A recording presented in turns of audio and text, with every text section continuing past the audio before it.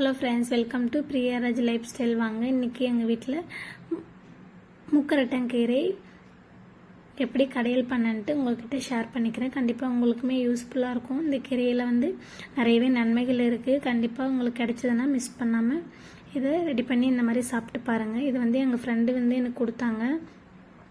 அவங்க கழனிலேருந்து பறிச்சுட்டு வந்ததாக சொல்லி கொடுத்தாங்க. இதுக்கு நான் 50 கிராம் பருப்பு எடுத்துக்கிறேன். 1/2 டம்ளர் பருப்பு எடுத்து நல்லா வாஷ் பண்ணி வச்சுருக்கேன். இது கூட கொஞ்சமாக தண்ணி சேர்த்துக்கிறேன்.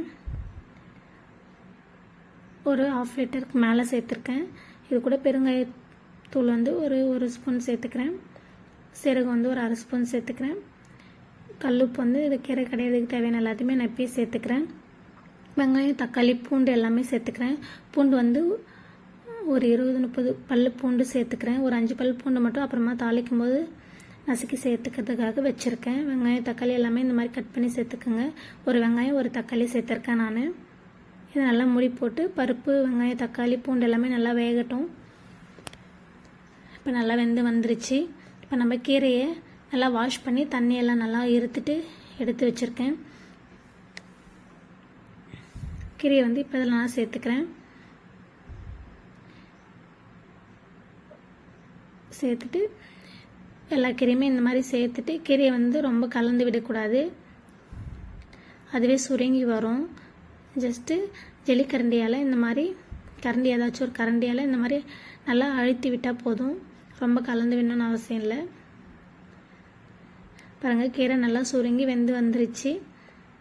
எடுத்து நசுக்கி பார்த்தாலே நமக்கு கீரை நல்லா வெந்தது தெரியும்.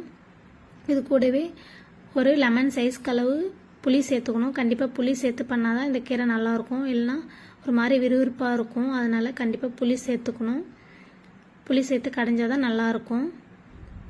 இது கூடவே காரத்துக்கேற்ப காஞ்ச மிளகாயை இந்த மாதிரி தாளித்து ஒரு கல்சட்டியில் மாற்றி இதை நல்லா கடைஞ்சி விட்டுக்கலாம். பாருங்கள், நல்லா கடைஞ்சிட்டு நான் வேறு ஒரு பாத்திரத்துக்கு மாற்றிக்கினேன். இப்போ இதை நம்ம தாளிச்சிக்கலாம். எண்ணெய், கடுகு, சீரகம், நம்ம எடுத்து வச்சிருந்த பூண்டையும் நல்லா நச்சு இதில் சேர்த்து தாளித்து விட்டுக்கலாம். அவ்வளோதான், ரெடி ஆகிடுச்சு. இது சாதத்துக்குள்ளே வச்சு சாப்பிட ரொம்பவே சூப்பராக இருக்கும். கண்டிப்பாக நீங்களும் ட்ரை பண்ணி பார்த்துட்டு எப்படி இருந்துச்சுன்னு கமெண்ட்டில் சொல்லுங்கள். இந்த கீரை உங்களுக்கு கிடைக்கும்போது கண்டிப்பாக மிஸ் பண்ணாமல் யூஸ் பண்ணுங்கள். நம்ம சேனலை மறக்காமல் சப்ஸ்கிரைப் பண்ணி சப்போர்ட் பண்ணுங்கள். தேங்க்யூ.